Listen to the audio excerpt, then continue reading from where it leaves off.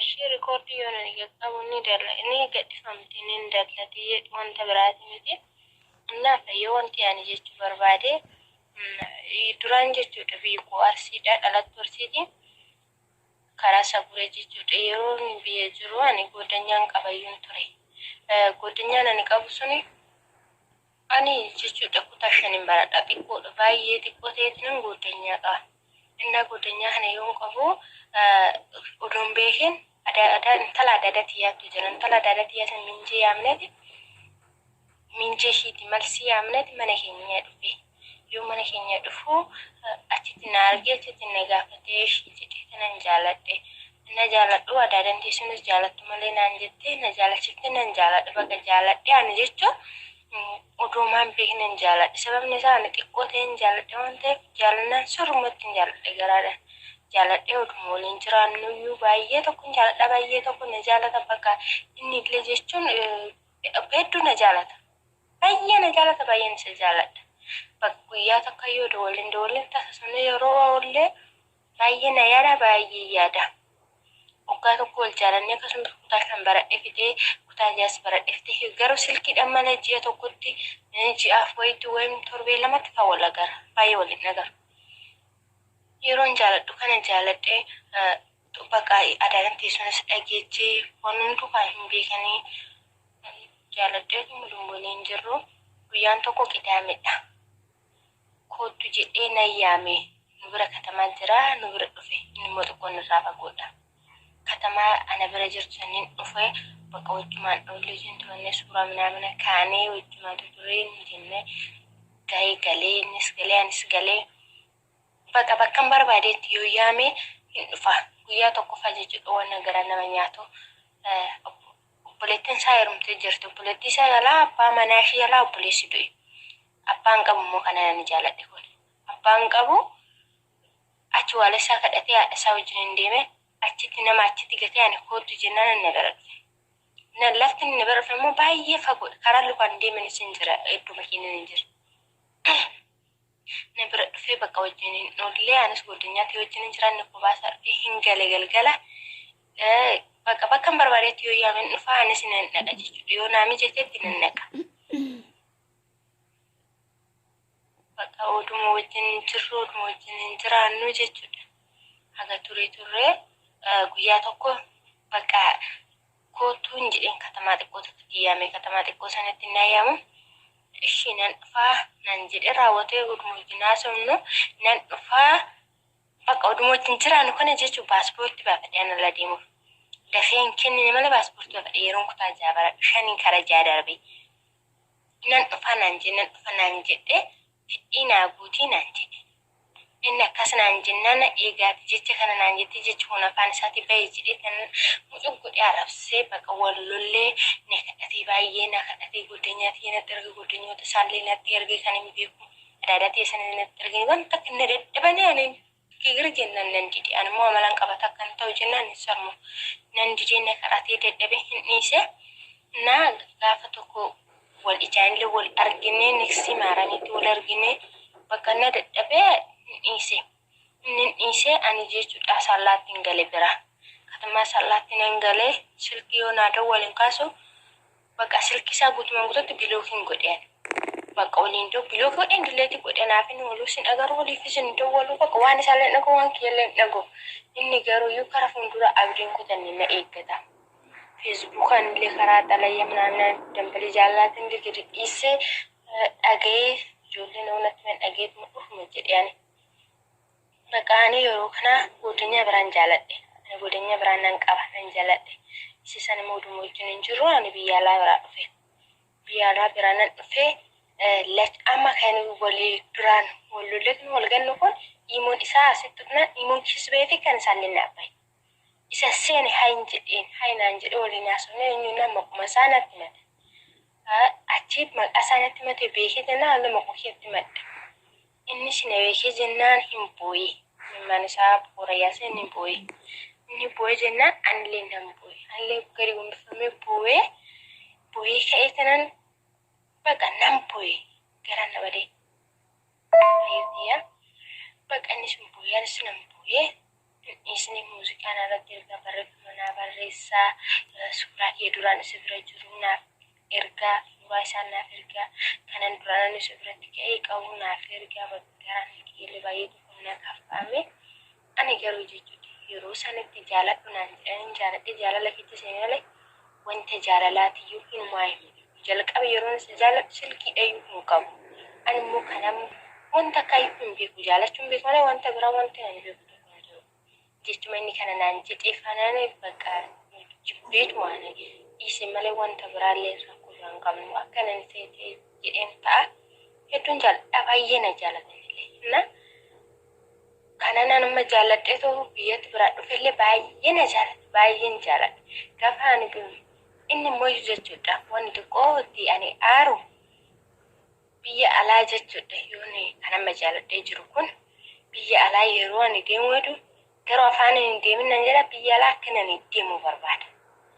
Kanan duraan jaaladhee wallolle kun immoo biyya alaan deemtuu nan jedha. Biyya alaa hin deemtuudha ummaa keetiin biyya alaatu maaltu maqasuutisee biyya alaatu maal gootaadha ummaa keetiin deemtaa jedha inni baay'ee naaf cinqama. Inni illee ana warri koollee biyya alaa akkan deemu hin barbaadan ani immoo tuyuu filate malee hin barbaadan. Kun immoo biyya alaa akkan deemu barbaada. Garuu afaan hin deemin naan jedha malee biyya alaa akkan deemu nu guutuutti hin barbaada. Kun immoo iyyuu hin barbaadu. Biyya alaa akkanaan maqaayyuu dha'uu hin barbaadu. Waan ati barbaadde natu sii godha. Sitti wanta ati barbaaddu warra keetii irratti sii farrama naan jedha. Biyya alaa inumaayyuu hin deemtu naan jedha. Ana biyya alaallee hin hafuudhu. Oduu namni du'e biyya alaa hin hafuun jedhaan. Isallee kana warra fuullee taana maatii koo wajjinu hin biyya alaa hin hafuun jedhaan. Ani booda macarashaar haati kiyyellee dhageechi abbaa kee bichaan dhageen akka hunkii haati kiyye dhagaani. An dhiise garuu isa warri keenya waan isa wajjin jiru na se'an. Ani garuu dhiisetti nan jira. Nama ammaayii inni jechuudha. Kunis natti bu'u, sunis natti bu'u. Ani jechuudha. Dura kaanillee kan duraanii kanallee hedduun jaaladhaayu. Kana amma jaaladhee dhufeellee baay'een jaalladha. Jara lachuun baay'ee tokko na jaalatan. Sun ammallee ani suma na eeggadhaa. Siifin nan kakadha jedhee hin kakata. Nama takkan jaalanne sumara kakka hin gaafanne agarraa jedha. Amma kanaafuyyuu obboleewwan kootiin mari'achuuf mala nakkaatan maal akkan godhu obboleewwan kootiin mari'achuufin sitti maddaati immoo jechuun jecha babbareedaa sababbareedaa wanta na ilaallatu jechuudha. Oduun sitti immoo na gaafachuun taane wanta barbaadde itti naa dabaliitii naaf jechuu barbaadde waan barbaadde oduun nan eegin wanta akkana jechuudha. Rakkoon obboleetti kooti itti naa dabaliitii kimi obboleewwan koo wanta naan jedhanii barbaada. Wantuma obboleewwan koo naan jedhanii barbaada. Yookaan yoo dhiisi jara lachuullee naan jedhan yoommoo baqa waan isaan naan jedhan naan barbaada. Atilee jecha babbareedaatti naan jedhiiti naaf gadhiisiin jedha fayyoo koo.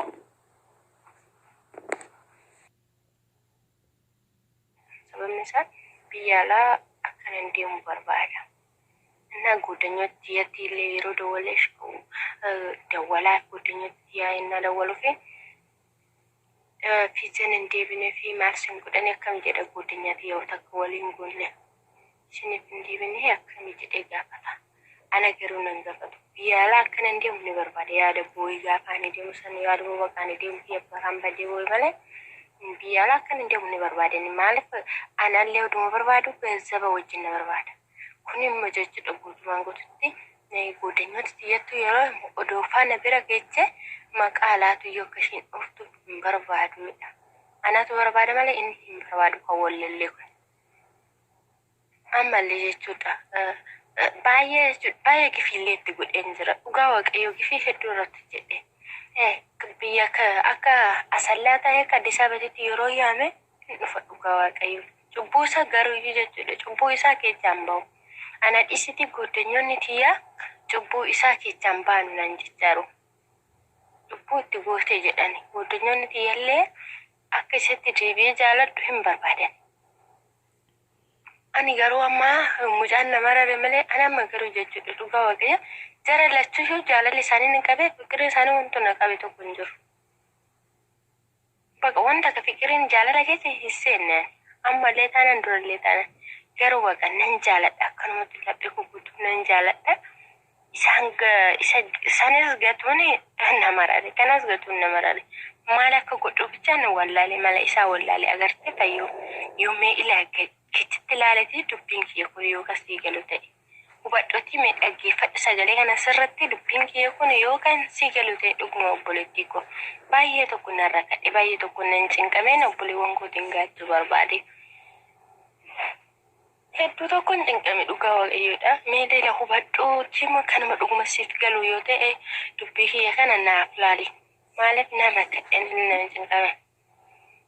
Maaliif isaan ofiif rakkatanii na rakkisan dhugaa? Mee hubadhoota sirriitti naan laali dubbii kiyya kana. Itti gabbuu itti laali fayyoo koo. Kanaafuu yaadu waan si barbaachisetti dabaliitii na eeggachuu osoo hin taane wanta babbareedaa jechuudha.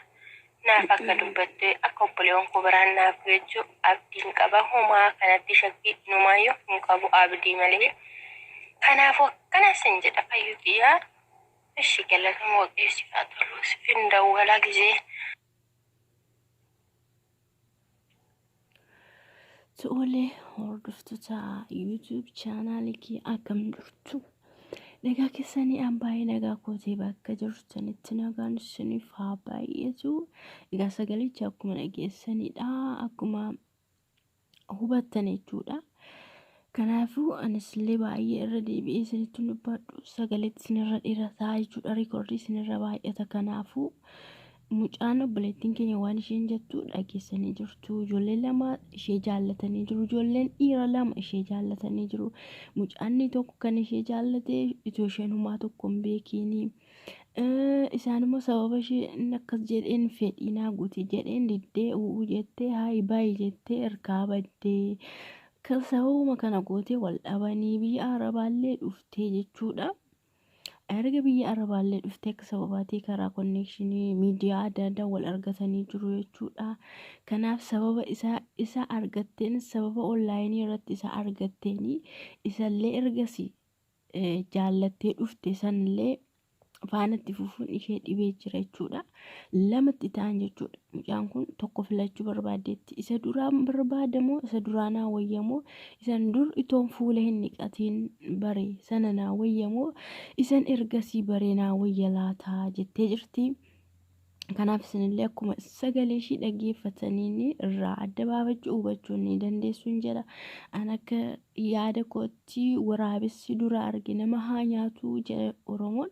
Kanaafuu akka yaada kootti akka hubadhetti akka dhaggeeffadhetti jechuudha. Mucayyoo isa dura gurbaa isa duraa sana jechuudha. Gurbaa isa duraa sana ishee baree wayyaa fi sababni isaa keessi isaa dubbiin isaa waatu jira jechuudha. Iccitiitu jira jechuudha. Inni boodarraa suni biyya Arabaa akka isheen dhuftu barbaade jechuun mucayyoon nagaddee fi akka galtuu nigdii faana nagada faana qabeenya faana birrii faana akka isheen galtuu akkanaan barbaade jechuudha. Inni sun garuu duwwaadhuma ishee qofaa xiqqishuma ishiitti akka ishee bareen ishuma barbaaddataa jechuudha. Kanaafuu baay'ee odeessuun barbaadu. Yaada keessan barreessaa fi ni dubbifatti. Isinillee irraa waa tokko barattu irraa hubattu isiniin jedha. YouTube kiyya subscribe naa godhaa, like naa godhaa, share illee naa godhaa jechuudha. Baay'ee tokko isin jaalladha. Galatooma.